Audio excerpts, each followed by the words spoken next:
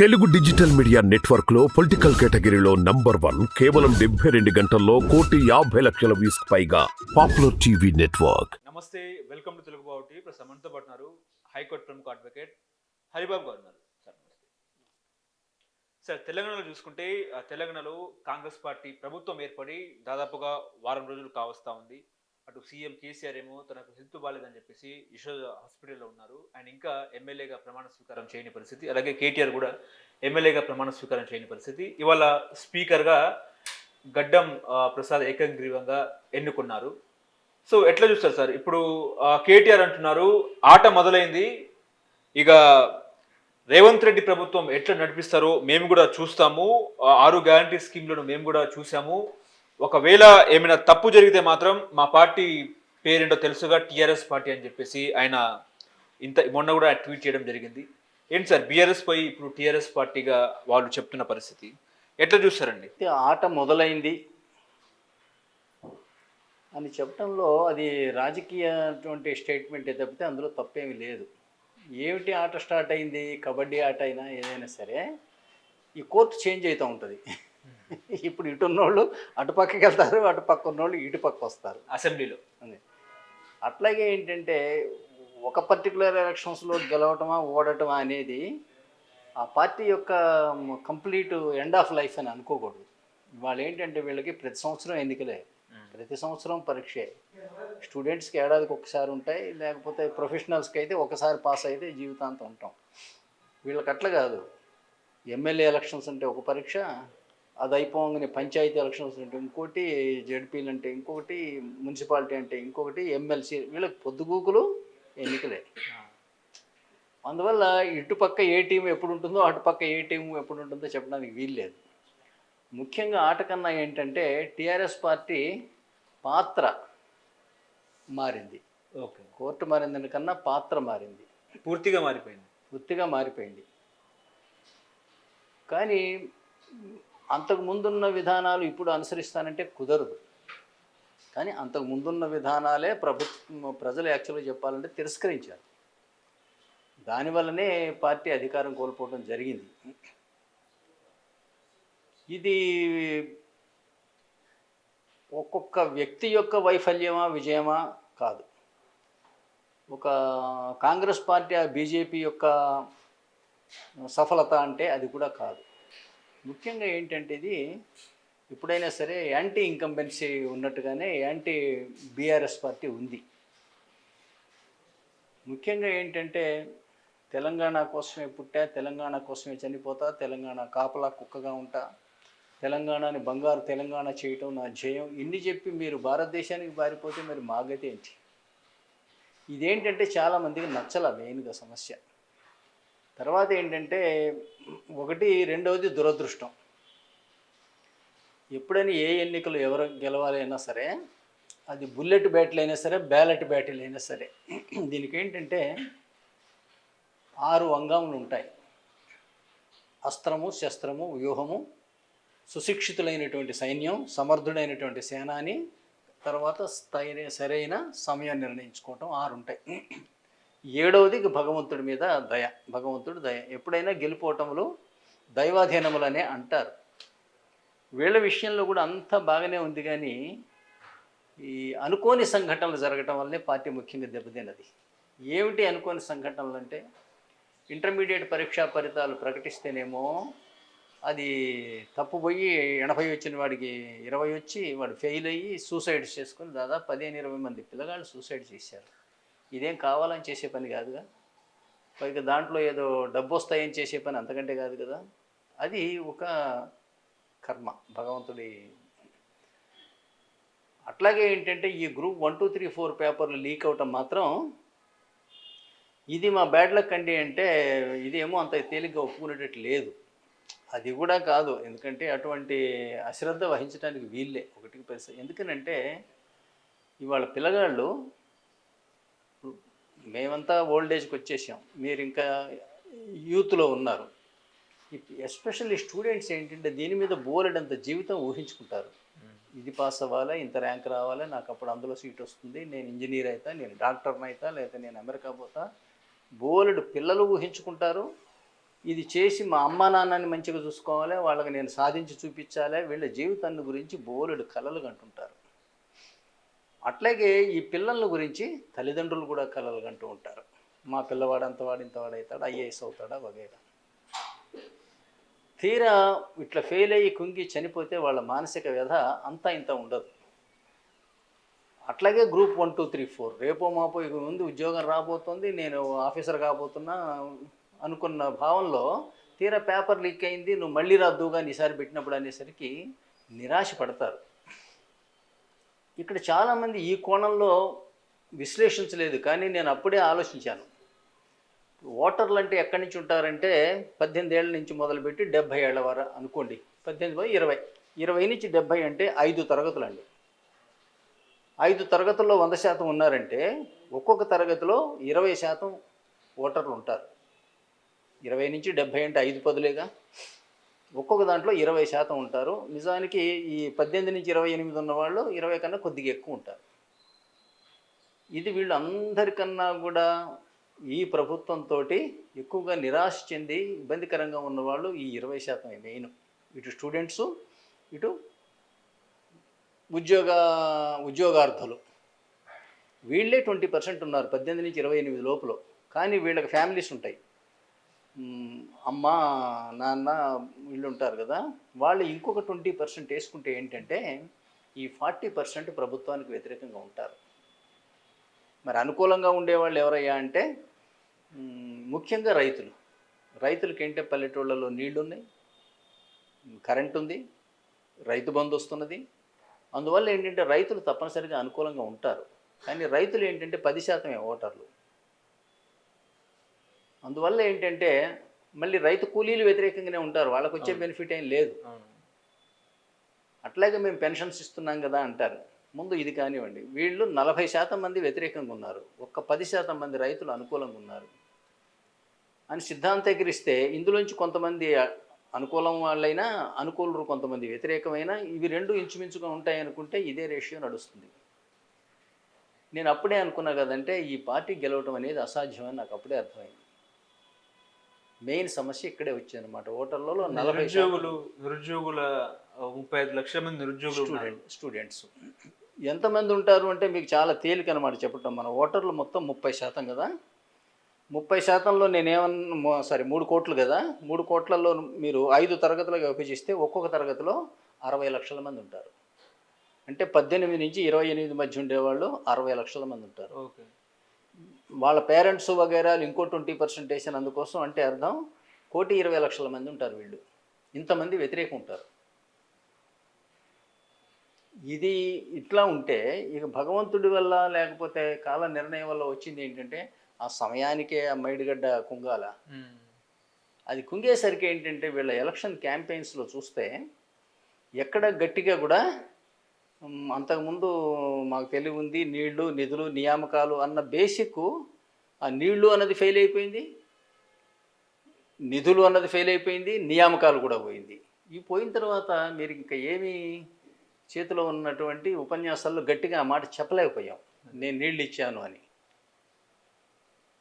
ఇది దీనివల్ల ముఖ్యంగా ఎలక్షనీరింగ్ లెక్కలో చూస్తే ఇది. కానీ బేసిక్ సిద్ధాంతపరంగా చూస్తే ఏంటంటే ఈ పార్టీలో ఏంటంటే తెలంగాణ వాదం పోయింది. తెలంగాణ వాదం పోయింది. ఎప్పుడైనా సరే ఇవాళ కాంగ్రెస్ పార్టీ లేదా ఈ పార్టీలో ఏంటంటే ముఖ్యంగా రెడ్లు ఎక్కువ నాయకులుగా ఉన్నారు.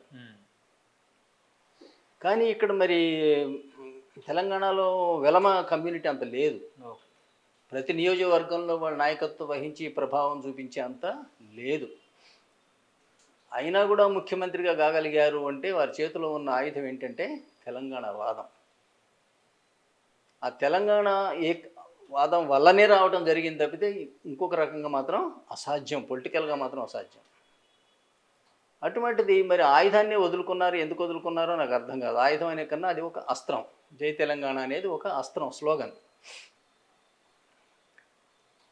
మొట్టమొదటిసారి 2014లో ఎన్నికలు జరిగిన తెలంగాణ వచ్చాక అప్పుడు కూడా 100 సీట్లు 80-90 రాలే, కరెక్ట్గా బుటాబుటిగా 61 వచ్చినాయి. అంటే 14లో అంటే అర్థం ఏంటంటే అప్పటికి కూడా పూర్తిగా తెలంగాణ Majority ప్రజలు peoples నువ్వే ఇవ్వలేదు. తెలంగాణ తెచ్చినవు పో అని హోల్ హాగ్గా మీకు వెయ్యలే. వెయ్యకపోతే ఆ లోపాన్ని గమనించి ఆ ప్రజలను దగ్గర తీసుకునే బదులు ఇతర పార్టీల్లో ఉన్న ఈ ఉద్యమానికి వ్యతిరేకులైన తెలంగాణ భావానికి వ్యతిరేకంగా కేసీఆర్కి వ్యతిరేకంగా మాట్లాడిన నాయకుల్ని తెచ్చుకున్నారు. అది ఎట్లా తెచ్చుకున్నారో నాకు తెలియదు కానీ తెచ్చుకున్నారు. అందువల్ల ఏమైందంటే పెరుగులో నీళ్లు పోస్తే మజ్జిగ పలసరైపోయినట్టు ఈ తెలంగాణ వాదం పోయింది. తెలంగాణ వాదుల గుండెల్లో అది మంటగా ఉంది. తెలంగాణ అస్తిత్వం కూడా పోయినట్టే కదా. చెప్తాను వినండి. అయితే కేసీఆర్ గారు తెలంగాణకి ఒక సాంస్కృతిక అస్తిత్వ నిరూపణ చేయటంలో ఆయన విజయం సాధించాడు. ఆంధ్ర తెలంగాణ రెండు తెలుగు మాట్లాడే రాష్ట్రాలే అయినా ఆంధ్ర వేరు తెలంగాణ వేరు అని దానికి ప్రత్యేక విభజన రేఖ గీయగలిగారు. ఎట్లా అంటే అక్కడ ఒక తెలుగు గీతం ఉంటే ఇక్కడ ఒక తెలంగాణ గీతం, అక్కడ ఒక తెలుగు తల్లి ఉంటే ఇక్కడ ఒక తెలంగాణ తల్లి. అట్లాగే తెలంగాణ భాష, యాస, సంగీతం, సాహిత్యం, నృత్య కళారీతులు, తెలంగాణ వంటకాలు, పండుగలు, ఆచారాలు, ఇట్లా ఏంటంటే వీటికి ఒక ప్రత్యేక గుర్తింపు తీసుకొచ్చి వాళ్ళ సినిమాలు, టీవీల్లో కూడా తెలంగాణ భాష వాడుకునే స్థాయికి అయితే తీసుకొచ్చారు. అంటే దీన్ని నేనేమంటానంటే తెలంగాణకు ఒక సాంస్కృతిక అస్తిత్వ నిరూపణ ఉద్యమంలో జరిగిన ప్రయత్నం కూడా అదే. దాన్ని మనం తీసుకురావడానికి సక్సెస్ అయ్యారు. కానీ ఆయన సొంత ఇంట్రెస్ట్ ఉన్నటువంటి టీఆర్ఎస్ పార్టీకి ప్రత్యేక రాజకీయ అస్తిత్వ నిరూపణ చేయటంలో మాత్రం విఫలమయ్యారు. ఇప్పుడు మీకు ఉద్యమంలో అట్లాగే తెలంగాణ రాష్ట్రానికి కూడా ప్రత్యేక రాజకీయ అస్తిత్వాన్ని తేవటంలో వైఫల్యం చెందారు. ఉదాహరణకి మీకు 2014లో మీ వాళ్ళంతా ఓడిపోయారు, వాళ్ళని వదిలిపెట్టకూడదండి. అట్లాగే తెలంగాణ ఉద్యమకారులు ఉన్నారు, అంతా పేదవాళ్ళే. లేకపోతేనేమో రాజకీయాల్లో ఫస్ట్ టైమర్స్, రాజకీయాలు ఏంటంటే తెలియని వాళ్ళు, వాళ్ళని మీరు వదిలిపెట్టకూడదు. మీ మీద అభిమానంతో, తెలంగాణ అభిమానంతో వచ్చారు. వాళ్ళని సర్పంచులను చేయండి, వార్డు మెంబర్లను చేయండి, ఎంపీటీసీలు, జడ్పీటీసీలు, డివిజన్ కార్పొరేటర్సు, లేదా ఏదైనా కార్పొరేషన్స్కి చైర్మన్లు, డైరెక్టర్లు, ఎమ్మెల్యేలు, ఎమ్మెల్సీ ఇలా ఇచ్చి ఏంటంటే వాళ్ళని ఎంకరేజ్ చేసి వాళ్ళని మీ చుట్టూ ఉంచుకుంటే మీ చుట్టూ ఇవాళ ఒక కరుడుగట్టిన తెలంగాణ వాదం ఉండేది. దాని బదులు ఇప్పుడు ఏంటి, బయట వాళ్ళు వచ్చారు, వాళ్ళు వెళ్ళిపోతే వాళ్ళతో పాటు జనం కూడా వెళ్ళిపోయారు. అందువల్ల ఏంటంటే వాళ్ళకి తెలంగాణలో అధికారాన్ని ఎట్లా హస్తగతం చేసుకోవాలన్న కోరిక ఉంది తప్పితే తెలంగాణ వాదం లేదు. దీనివల్ల ఏమైందంటే ఇవాళ నిజంగా చెప్పాలంటే 13 జిల్లాలు వద్దనుకొని మనం అవతల బారేసుకున్నాం, ఆంధ్రాకి ఇచ్చేసాం. ఉన్న ఈ 10 జిల్లాలు వాళ్ళు లాక్కున్నారు. ఇప్పుడు అంటే తెలంగాణ వాదులు కాని వాళ్ళు వాళ్ళ పరిపాలన చేస్తారు. కాంగ్రెస్ పార్టీ తెలంగాణవాది కాదా అని మీరు అడగొచ్చు. కానీ వాళ్ళ మీకు అలమట్టి డ్యామ్ ఎత్తు పెంచితే నీళ్లు మనకి శ్రీశైలం డ్యామ్కి నీళ్లు రావు, అలమట్టి. ఆ ఎత్తు పెంచకుండా మనం తెలంగాణ పోరాటం చేస్తుంది. ఇవాళ తెలంగాణ కాంగ్రెస్ పార్టీ చేస్తుందే ఎందుకు? అక్కడ ఉన్నది కూడా కాంగ్రెస్ పార్టీయే కదా, ఇద్దరు హైకమాండ్ ఒకటే కదా. నువ్వు అట్లాగే మీకు శ్రీరామ్ సాగర్ బ్యాక్ వాటర్స్లో వాళ్ళు బాబులీ ప్రాజెక్టు కట్టుకున్నారు, వాళ్ళు నీళ్లు వదిలితే తప్పితే మనకు రావు. అక్కడికి పోయి పోరాటం మరి వీళ్ళు చేస్తారా? ఇప్పుడు పొద్దున మహారాష్ట్రలో కూడా అధికారం సాధించదలుచుకున్న పార్టీ అక్కడికి పోయి బాబులీ ప్రాజెక్టు దగ్గర గేటు తెరిపిస్తుందే? తెరవదు. అందువల్ల ఏంటంటే ప్రాంతీయ ప్రయోజనాలు వేరు, జాతీయ ప్రయోజనాలు వేరు. అసలు దేశంలో ఎక్కడ అన్ని జాతీయ పార్టీలు ఉంటే పర్వాలేదు, మీరు ఒకసారి ప్రాంతీయ పార్టీలు ఎలో చేసిన తర్వాత ఈ ప్రాంతీయ పార్టీలే పరిపాలిస్తేనే మీకు ప్రాంతీయ ప్రయోజనాలు స్థిరంగా ఉంటాయి. ఓకే. దీనివల్ల ఏమైందంటే నిజంగా చెప్పాలంటే తెలంగాణ ప్రజలు ఇక్కడి నుంచి ఎవరు వెళ్ళిపోయారండి? ఓన్లీ పొలిటీషియన్స్ పోయారు. వీళ్ళు ఇక్కడ అక్కడ మధ్య మధ్య పోటీ చేయడానికి పోతున్నారు, ఉండటమైతే ఇక్కడే. తెలంగాణ ఓన్లీ పొలిటీషియన్స్ పోయారు, కానీ ఎవరు పోయారు? వాళ్ళు వ్యాపారస్తులు ఏమైనా పోయారా ఏంటి? ఇంకా వస్తున్నారు కూడా. అందువల్ల మనం సాధించింది ఏం లేదు. తెలంగాణ సాధించడం వల్ల ఒక మాట చెప్పాలంటే 13 జిల్లాలు అవతల బారేసుకున్నాం, 10 జిల్లాలు వాళ్ళు లాక్కున్నారు. ఇవాళ తెలంగాణ ప్రజలు అంతకన్నా ఎక్కువ నలిగిపోతారు ఇప్పుడు తెలంగాణ పోరాటం వల్ల. ఇది ఒక ఎత్తు. మీకు రెండో భాగం చెప్తా కదా, అంటే అసలు ప్రత్యేక రాష్ట్ర పోరాటాలు, మా రాష్ట్రాన్ని విభజించండి అని అడగటం. సరే, అనేక రాష్ట్రాలలో జరిగింది కాబట్టి మనం కూడా చేస్తున్నాం. దీనికోసం నేను ఎవరిని తప్పు పట్టను. ఎందుకు అంటే చట్టబద్ధమైన లేదా రాజ్యాంగబద్ధమైన జ్ఞానం లేకపోవచ్చు. నేను అడ్వకేట్ని, ప్రత్యేక రాజ్యాంగం మీద నేను 3 సంవత్సరాలు రీసెర్చ్ చేశాను. కూర్చొని నా జాయింట్లే ఫ్రీజ్ అయిపోయినాయి. తర్వాత లేచి ఒక 5-6 నెలలు మళ్ళీ రోజు వాకింగ్ చేసిన తర్వాత కాబట్టి మీ దగ్గరికి ఇట్లా వచ్చి కూర్చున్నాను నేను. 3 సంవత్సరాలు రీసెర్చ్ చేసి Indian politics versus Indian constitution రాశాను. అది చదివి నేను మీకు కరెక్ట్గా చెప్పగలుగుతా కదా అంటే, అసలు భారత రాజ్యాంగం ప్రకారం ప్రతి రాష్ట్రంలోనూ కూడా సమాన సంఖ్యలో జనాభా, సమాన సంఖ్యలో ఎమ్మెల్యేలు, సమాన సంఖ్యలో ఎంపీలు ఉండాలని ఆర్టికల్ 55 నిర్దేశిస్తోంది. వీళ్ళంతా ఆర్టికల్ 3 చూసి మాకు విభజించే అధికారం పార్లమెంటుకు ఉంది అంటున్నారు, చేసేస్తున్నారు. అధికారం ఉందని చెప్పాను, ఎలా చేయాలి అనేది ఇంకా ముందుకు పోవాలి. మీరు ఉంది అనగానే చేసి పారేస్తే ఎట్లా? బ్యాంకులో డబ్బు డ్రా చేసి అధికారం ఉంది అన్న అంటే మీదబడి లాక్కుంటే ఎట్లా? దానికి ఒక ప్రొసీజర్ ఉంది కదా. బ్యాంకులో డబ్బులు అంటే కిటికీల నుంచి లోపలేస్తారా ఇంటి బ్యాంకులో వేయటమంటే? విభజించే అధికారం ఉంది లేదంటలా ఆర్టికల్ 3, కానీ విభజించే ప్రొసీజర్ ఆర్టికల్ 55లో ఉంది. Article 55, article 81 and article 170. వీటిలో ఏం చెబుతుందంటే వీలైనంత వరకు ప్రతి రాష్ట్రంలోనూ సమాన సంఖ్యలో జనాభా, సమాన సంఖ్యలో ఎమ్మెల్యేలు, సమాన సంఖ్యలో ఎంపీలు ఉండవలే.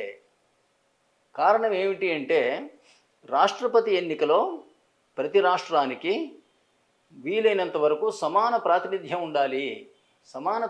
ఉండాలి.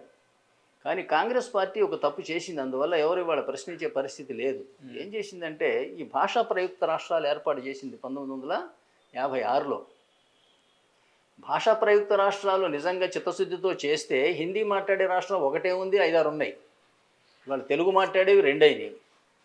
అట్లా ఏంటంటే ఈ భాషా ప్రయుక్త రాష్ట్రాలు ఏర్పాటు చేసినప్పుడు జరిగిన పొరపాటు ఏమిటి అంటే అసలు భాష పేరుతో జనాన్ని విడదీయటమే తప్పు.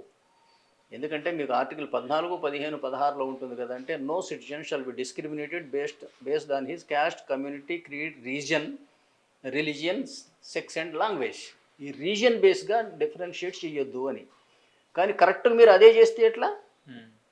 రీజనల్ బేసిస్ వల్ల ఏమవుతున్నది? తెలంగాణ వాడికి ఆంధ్రవాడి శత్రువు, బాంబే వాడికి ఆంధ్రవాడి శత్రువు, తెలుగువాడి శత్రువు, వాళ్ళ బాంబేలో గుజరాతీలు అంటే శత్రువులు. ఇప్పుడు అట్లాగే మీకు అస్సాంలో ఇట్లా ప్రతి చోట కూడా ఏంటంటే ఈ భాషా భేదాలు, ప్రాంతీయ భేదాలు ఎక్కువ కారణమైంది. అందులో జరిగిన ఇంకొక తప్పు ఏంటో తెలుసండి కాంగ్రెస్ చేసిన పని. కొన్ని రాష్ట్రాలేమో 60 సీట్లున్న హిమాచల్ ప్రదేశ్ ఉంది, ఉత్తరాఖండ్ ఉంది, 400 సీట్లున్న ఉత్తరప్రదేశ్ ఉంది. ఇట్లా చేయటం వల్ల ఇందాక నేను మీకు చెప్పే ఆర్టికల్ 55లో రాష్ట్రపతి ఎన్నికలో ప్రతి రాష్ట్రానికి సమాన ప్రాతినిధ్యం ఉండాలి అని. సమానం ఎట్లుంటుంది? రాష్ట్రపతి ఎన్నికలో ఎమ్మెల్యేల ఓట్లే లెక్క. వాటి విలువ ఎంత అంటే ఆ రాష్ట్రంలో ఉన్న ప్రజల సంఖ్యతో సమానం. ఆ రాష్ట్రంలో ఉన్న ఎమ్మెల్యేల ఓట్ల విలువ ఎంత తెలుసా? ఆ రాష్ట్ర ప్రజలు. అనేసరికి యూపీకి ఉన్న విలువ ఉత్తరాఖండ్కు ఉంటుందే? ఉండదు. కానీ రాష్ట్రపతి పరిపాలించేవాడన్న జ్ఞానం లేకపోవడం వల్లనే దీన్ని పట్టించుకోవటంలే ఎవడు. చేసి ఒక్క ఉత్తరప్రదేశ్లో 400 ఉండేటట్టు చూసి ఆ రాష్ట్రాన్ని వాళ్ళు సొంతం చేసుకున్నారు. వాళ్ళు అమేధి నుంచా లేకపోతే ఇంకో చోట ఎక్కడ ఏదైనా యూపీ నుంచి పోటీ చేసేవాళ్ళు. కాంగ్రెస్, నెహ్రూ కుటుంబం అంతా కూడా. కానీ అదే మరి వాళ్ళకి శాపంగా పరిణమించింది. తీరా అది కాస్త కొంతకాలం పాటు బీఎస్పీ చేతిలోకి పోయింది, ఇప్పుడు బీజేపీ చేతిలోకి పోయింది. ఆ రాష్ట్రం ఎవరి చేతిలో ఉంటే వాళ్ళు కేంద్రంలో పరిపాలించే స్థాయి వచ్చింది. అందువల్లనే ఇట్లా ఒక రాష్ట్రం పెద్దగా ఒక రాష్ట్రం చిన్నగా ఉండకూడదని చెప్పింది. అయితే కొంతమంది రాజ్యాంగం కొంత తెలిసిన వాళ్ళు చెప్తారు కదంటే ఆర్టికల్ 170లో ఉంటుంది. ఏమనంటే ఒక రాష్ట్రంలో ఎమ్మెల్యేలు ఎంతమంది ఉండాలి అంటే 60 మంది నుంచి 500 వరకు ఉండాలి. 60 మంది నుంచి 500 వరకు ఉండాలని ఆర్టికల్ 170 చెబుతుంది. అంటే అర్థం ఒక రాష్ట్రంలో 60 పెట్టు, ఒక రాష్ట్రంలో 500 పెట్టు అని కాదు. 60, 500 ఈ మధ్యలో ఏదన్నా సెలెక్ట్ చేసుకో. కానీ 55 ఏం చెబుతుంది? ప్రతి రాష్ట్రంలోనూ వీలైనంత వరకు సమాన జనాభా ఉండాలని చెబుతోంది. అందువల్ల ఈ రాష్ట్ర ఏర్పాటు అనేది నిజానికి చెప్పాలంటేనేమో ఇల్లీగల్.